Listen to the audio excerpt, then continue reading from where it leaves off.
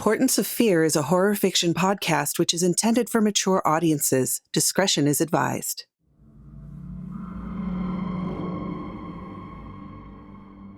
Welcome, Fearlings, to another weird and horrifying tale made just for you. I am your host, Michulhu, and I'll be your guide into the macabre and mysterious. Tonight's story is about the fabric of one town's reality in Aftermath. Before we get started, take a moment to like, subscribe, and ring that notification bell so you don't miss a single terrifying story. Luke woke to screams. The clock read 3 a.m. Cold hardwood greeted his feet as he went to investigate. Fear took root in his stomach. Another scream, this one closer, came through the walls. It was Luke's sister. He quickly ran to her room. It smelled of blood. "Shelley, you in here?" he asked. Clicking on the light, he was confronted with a horrific scene. Blood and gore covered the walls. He started to back up, unsure of what to do. Something moved behind him. He turned to look. Nothing. He felt cold creeping up his legs, chilling his spine. He looked down. Below him was a shadow, a darkness with no source. A bony hand reached out and grabbed his leg. There was no one left to hear his screams. The news was everywhere. A whole family dead. Rumors said it was a gruesome crime scene. People speculated on how it happened. Maybe the father lost it. Maybe the mother did. There's no way it's the kid's fault, right? The police weren't talking. It was an open investigation. No comment. Dylan sat on his bed staring out the window. He understood death. He came face to face with it when Ginger, his cat, passed a year prior. But he'd never really thought about it past that. Sure, someday he'd die in like 100 years. But Luke dying so young? How was that even possible? It didn't compute. He'd just gotten a Nintendo. Nightmare on Elm Street 2 was coming out. Kate Rose liked him. Who would tell Kate? These questions bubbled to the surface of his brain. His skull felt like it was going to crack open. Lots of adults came by like grief vultures, straining to seem sympathetic, looking to feel good about themselves. They talked to Dylan like a child. He was 14. He understood the world. It frustrated him. They pretended to get it. Adults always liked to think time stood still, that childhood never changed. Well, it wasn't 1960 anymore. There was cable TV, video games, and his friend Luke was really dead. So shut up. A soft knock at the door interrupted Dylan's thoughts. His mother poked her head in. "Hey, kiddo, how you doing?" "I'm all right." She sat next to him, putting her hand on his shoulder. "You wanted to see Nightmare on Elm Street 2. It comes out next week." "I can't see it without him." She took a deep breath. "I understand, but also, you've already been caught twice sneaking into R-rated movies, young man. Mr. Olar said one more time and you're banned from the theater. Besides, I hate those type of movies. I'm sorry, but the answer is no. I just said I couldn't go without him. Besides, the R rating is bogus. I'm old enough." She bit her lip to avoid a disagreement. "Mom, why did he have to die? I don't know. Sometimes the world just doesn't make sense. I tried to call Dad, but his secretary said he was busy." "Son, your dad, well, he left us. He has a new life in Miami and isn't coming back. But I'm here for you." "Yeah, but I still wish he'd move back." "I know, sweetie. I do too," she lied. The bastard could burn in hell for all she cared. She smiled, kissed him on the cheek, and returned to the door. "I'm working tonight. There's a pot pie in the freezer. Put the oven at 400 and let it sit for 5 minutes when it's done, or you'll burn the roof of your mouth." "I know, Mom. I cook for myself all the time." "I still worry. Janet's next door if you need anything. I talked with her parents. Feed Patch half a can of food at 8 and be in bed by 9. Try not to eat all the cookies. Oh, and no HBO after 8. I'll see you in the morning. Love you, Mom. Love you too." He waited till the car pulled away to go downstairs. Dylan grabbed 5 cookies, poured milk into a tall glass, and turned on the TV. Patch leaped up on the couch and sat next to him, purring. "It's just you and me again, Cat." He gently petted Patch's head. The TV buzzed to life. He didn't want to think about Luke, his dad, or life. He went straight to HBO. "Not Red Dawn again. Patch, we need something better." The cat meowed in what Dylan thought was agreement. He ate 3 cookies and drank half the milk, dumping the rest in the sink. He could hear his mom say, "We're not made of milk." He hated when she said things like that. They made no sense. Dylan threw on his shoes and bolted out the door. The night air hinted at the coming winter. Janet stood on her porch thinking about Luke. She hadn't really gotten to know him well. Freshmen and juniors moved in different circles in high school, but she'd seen him and Dylan around. She knew Dylan. He was complicated. No dad, mom worked graveyard at the hospital, and now his best friend was dead. He seemed angry and lost. The kid was alone and took care of himself most days, but his mom still acted as if he was 8. Janet felt bad for him having to navigate so much loss. His mother would often ask her to check in on him just to make sure the house didn't burn down. But tonight felt different. She felt anxious about the task. She didn't know what to say to him, how to act. She'd never lost a friend like that. Dylan's door swung open and he went straight for his bike. On any other night, she might not have said anything, but that night, she worried. "Hey, Dylan." Dylan stopped. He wondered if she was going to be a pain. She was almost an adult. When does the change to asshole happen, he thought. "You okay?" She walked within a few feet of him. Janet was slightly taller than Dylan, 5'8", had blonde hair and blue eyes. Her purity had been a topic of great debate among the older boys at school. They'd call her a prude in the bathroom, boasting that they knew what she needed while grabbing their crotches and laughing. They tried to sound macho. It bothered him, but he was a freshman, and sticking up for her would end very badly, so he didn't. "Hey, Janet, I'm fine. How are you?" He didn't turn towards her. "I'm all right. Your mom asked that I check in on you. Where are you going?" "To the video store. I can't watch Red Dawn again. I get Mom asked you and all, but I don't need a babysitter." "I'm not babysitting, just checking in." "You know there are other channels besides HBO," she said. He still hadn't turned around. "I know, but I like movies, and normal TV is lame." "I understand. I wanted to say, I'm sorry about Luke. I know he was your best friend." "If it helps, Mom says he's with God now." He finally turned. "God? Seriously? You honestly think that if there is a God, he gives two shits about us? God did nothing to save Luke." "I'm sorry. I understand your anger. But it's after dark. Please stay. I'm sure I have a movie you'd like." "I don't need another mom, Janet. Leave me alone." He hopped on his bike and disappeared into the night. Janet sighed. There was a deep anger in his eyes, almost hatred. Hate for the world? Hate for her? She couldn't tell. But it was there. Janet could have taken her car, but decided her bike would be better. She followed. The video store was open from 11 to 11 every day, save for Sundays. Pete sat behind the counter reading a 3-month-old gun magazine. His arms had military tats from when he was overseas. A few men nervously milled near the adult film section, contemplating going through the beaded curtain. Dylan walked through the door, causing them all to scatter into different aisles. He grabbed Friday the 13th, Ice Pirates, and Buckaroo Banzai and went to the front. "Dylan, good to see you, man. Let's see what you got tonight." Pete picked up the movies, turning Friday the 13th in his hand. "Your mom threatened my life the last time I rented you an R-rated movie. Promise me she won't find this one in the machine tomorrow." "I promise. She still treats me like a kid." "You are still a kid, Dylan, but mothers protect their cubs too much. You don't become a man watching Cocoon." Dylan nodded as he pulled 2 wadded-up dollar bills from his pocket. "Nah, these are on me. You know, in memory of Luke. I've lost friends before, too. I know what you're going through." "Thank you. I'm sorry about your friends. Was it during the war?" "The war refers to World War II. I was in Nam, infantry. When your friends die, they live on in you," Pete stated. Dylan nodded again. "They won't tell me what happened, just that he's dead. I have a right to know, don't I?" "I think you do. Remember, though, the goal of the government is to hide the truth. It's how they control the narrative," Pete said. "What?" Dylan lost the plot. "Authority figures like things to be stable and predictable. They do this by controlling the stories told in the media, in movies, and in books. I don't know how Luke died, but if it was something mundane, they would have just told you." "How do I find out the truth?" "Not by watching Friday the 13th for the 10th time," Pete smiled. Dylan thought for a second. "You're right. Keep the movies. Thanks, Pete." He ran out the door. "You're welcome, dude."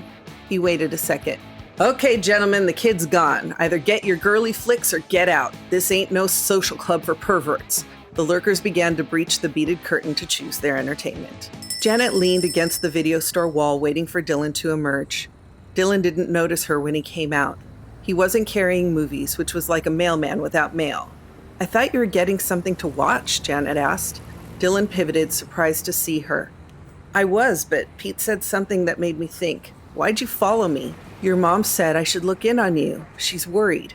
"Moms worry. That's what they do best. You know, you're being a jerk. What if something happens to you?" There could be a killer on the loose. I don't want to tell your mom you were killed. I'm older than you, and I say we're going back home. Don't make me call your mom at work. Being 2 years older doesn't make you an adult, Janet. You're not my sister or my mom. Go ahead and call her. I have things to do." He jumped on his bike and rode off. "You little shit," Janet grumbled. She followed him. Janet wished she'd taken her car, though if she had, she may have run him off the road. It took her a second to catch up. "So you're going to follow me all night? Great," Dylan rolled his eyes. "Yes, I am. I get that you're upset. The whole town is upset, but it doesn't mean you get to act like this." "I'm not acting like anything. Don't you have something better to do? Go comb your hair or call Stacy Holtz and talk about Brandon?" "Why would I talk about Brandon?" "Because you like him. This is the first time you haven't mentioned him at least once in the past 3 months." "I don't like him. I don't like anyone. You're just reading into things." "Sure, whatever you say. Where are we going?" "Luke's house. I want to see it for myself. The adults won't tell me how he died. I need to know." "Dylan, this is a bad idea." "Then go home. I'm sure your mother is waiting for you." They made it to the crest of a hill. Below was the street that ended at Luke's place. You'd never know there were multiple murders here if the house didn't have police tape on the front door. Everything was quiet. "See? Police tape. We're going to get in major trouble. Let's go back home, okay?" Dylan gave her epic side-eye. "I need to do this. Go home. I'll take the heat for not listening to you." He rode down the hill, jumping off the bike in Luke's front yard. Janet wanted to scream, but she followed. "Oh, come on. Just go home, Janet." "I'm coming with you." "Janet, Jesus, back off already." She grabbed him by the shirt and got into his face. "I said I'm coming with you. Do I make myself clear or do I need to knock your teeth out?" She smelled like strawberries and sweat. Dylan wasn't sure why he noticed. Her lips were so close he could kiss them, his stomach filled with butterflies. Janet held onto his shirt for longer than the situation called for. Something about Dylan made her so mad she could just kiss him? No, he's a freshman. She's a junior. No way she'd like this boy that way. The whole school would laugh at her and make him a king. Nope, not going to happen. But being nose to nose made it tempting. One kiss wouldn't... Okay, just let me go. Dylan wrestled himself from her grasp. She couldn't believe how close she came to... Well, best not dwell on it, she thought. But in the back of her mind, she dwelt on it. Dylan knew where the hide-a-key was, under the gnome with the blue hat. They went through the back door. It didn't have any police tape. The smell of blood was strong. It wafted down the stairs. The shadow that had killed Luke was near the window, doing what shadows do, blending in. "What's that smell?" Janet asked. "What do you think? They don't clean up?" "I guess not." "Janet, I'm sorry I got mad at you. I'm just tired of getting talked down to by everyone. My mom, her weird friends, everyone but Pete has been acting like I'm a child." The shadow moved closer towards them. "I understand. My mom does the same thing. Do you know why I don't date? Because no boy would be good enough." "Brandon is a straight-A student who plays in the band. He couldn't be more boring. She couldn't dislike him," he remarked. The shadow moved closer. "Want to bet? She spends all her time at the church. Everything is a sin. I haven't even kissed a boy." "Don't feel bad. I haven't kissed a boy either." They both smiled. She thought she saw a shadow move in a strange way right next to him, but ignored it. "So now what?" she asked. "We go upstairs." The upstairs hallway was painted in blood. Every surface had splatter on it. Dylan wanted to seem tough, but he couldn't hold back the tears. Janet hugged him. "It's okay. Let it out." The shadow crept up to the top step.